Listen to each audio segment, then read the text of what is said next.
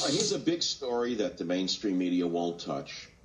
Now, if the guest I'm about to introduce to you, Mr. Berg, Philip J. Berg, were a lifetime Republican, I guess I wouldn't even have this topic, because I'd say, all right, it's all BS. But I'm shocked that he's a Democrat, a lifetime Democrat, former Attorney General. He's filed a lawsuit demanding that Obama present proof of his American citizenship. And he now says that by failing to respond, Obama has legally admitted to the lawsuit's accusations, including the charge that the Democratic candidate was born in Mombasa, Kenya, which would make him ineligible to serve as president of the United States.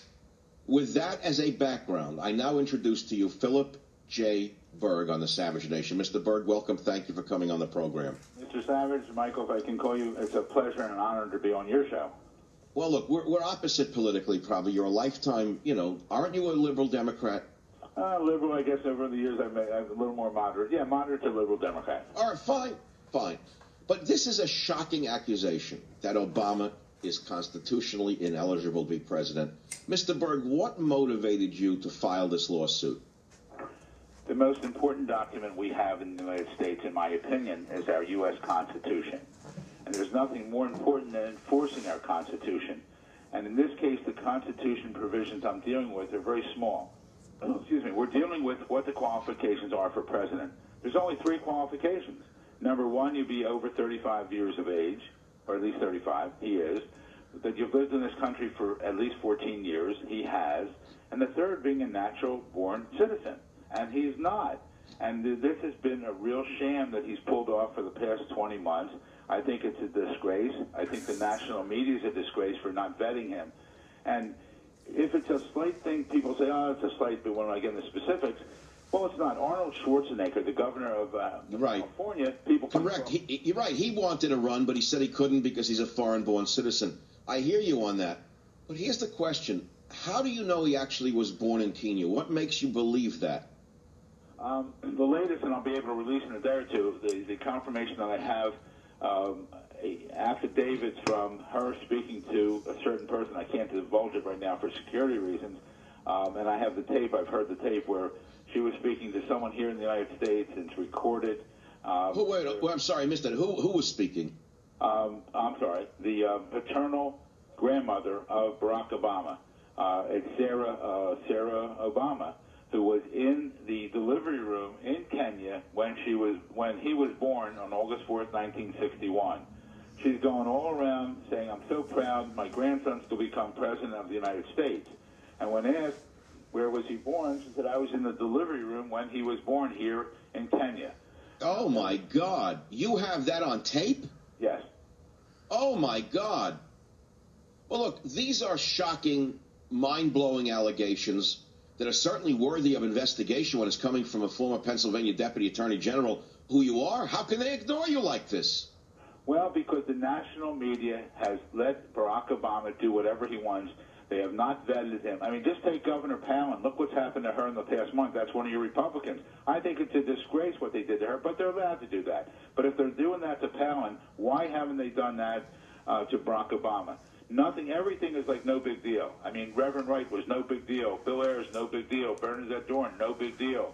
The fact that he doesn't release his medical records, no big deal. The fact that he doesn't release his records from Occidental University, Columbia University, or Harvard Law School, no big deal. Now, that's a question. Someone raised that earlier. Why won't he release his college records? What do you think that's about? I really think it's about, the more we thought about it, we think it's because it probably indicates he's either from Kenya or Indonesia, and he probably applied for it and received foreign aid. And that's oh, my God. Oh, my God. This is a mind-blower. Well, what chance do you have, Mr. Berg, of making this the October issue? I mean, this is as big an issue as it can get. How could this be covered up this long is the question. And how long can the opposition hold back this question? How is this possible? I don't know. I guess everyone's afraid to touch him because everyone thinks that if you say anything about Obama, then you come up with an issue that's racial. And first off, to counter that argument, we have the Republican Democrat with me already. I happen to be white, but I also happen to be, for the last 20-some years, a paid-up life member of the NAACP.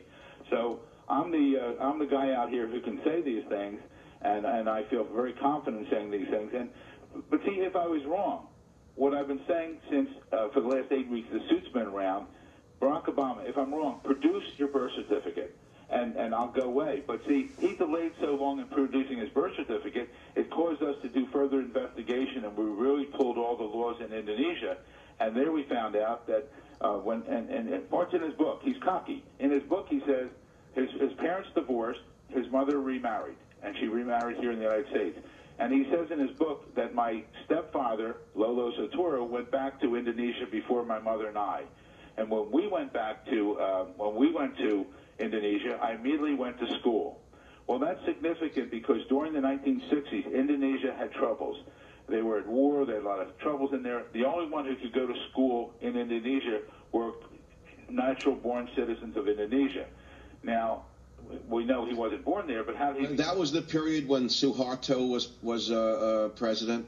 I'm not exactly sure, but I know it was during troubled times, and the only one who could go to school there were people. All right. You couldn't go to school as a foreigner in plain English. Right. So, absolutely. So what happened is his stepfather did one of two things.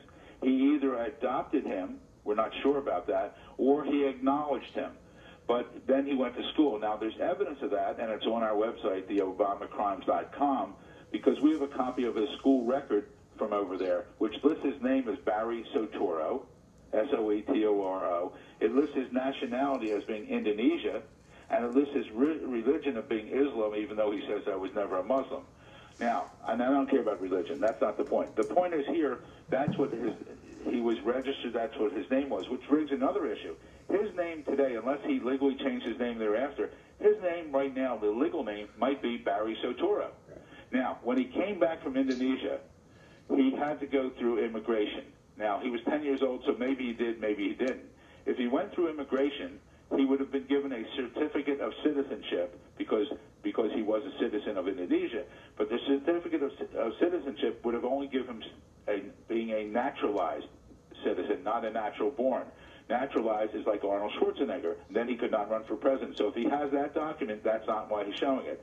On the other hand, if he didn't go through immigration, which is a possibility because he's 10 years old, his mother's in Indonesia, she sent him back to live with her parents in Hawaii, and it's possible he didn't go. If he didn't go through immigration, think about it. He now is and has been an illegal alien.